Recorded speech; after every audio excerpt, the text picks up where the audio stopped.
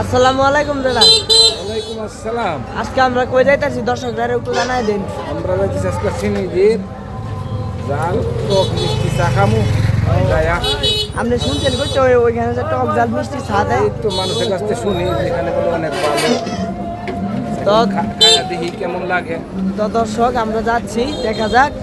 প্রিয় দর্শক, নরসিংদী জেলা রায়পুরা থানার অন্তর্বর্তী এলাকা সিনিদি। আজকে যে জায়গাটির কথা আপনাদের সামনে উচ্চারণ করতে বাধ্য হয়েছি, আসলে এই সিনিদি স্টেশনের পাশেই টক জাল মিষ্টি চা খেতে খেতে আমরা যাচ্ছি।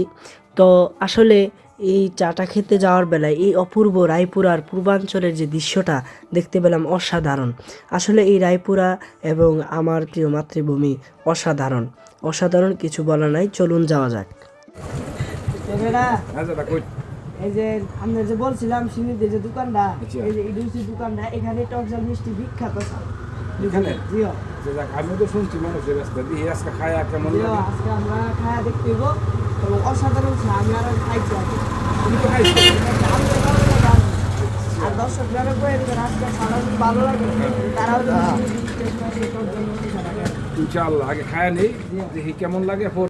লাইপুরা থানা, নরসিংদী ডিস্ট্রিক্ট, গ্রামের নাম সিনিদির। এখানে ভালো পরিবেশে চা বানায় আর কি।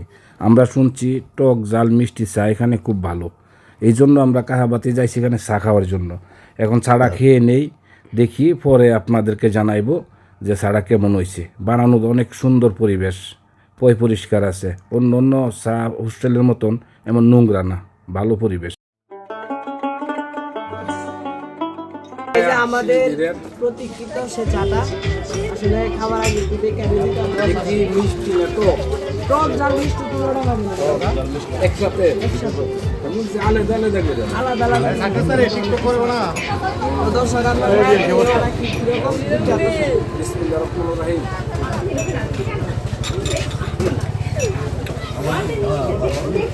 আসলে তো না ভালো।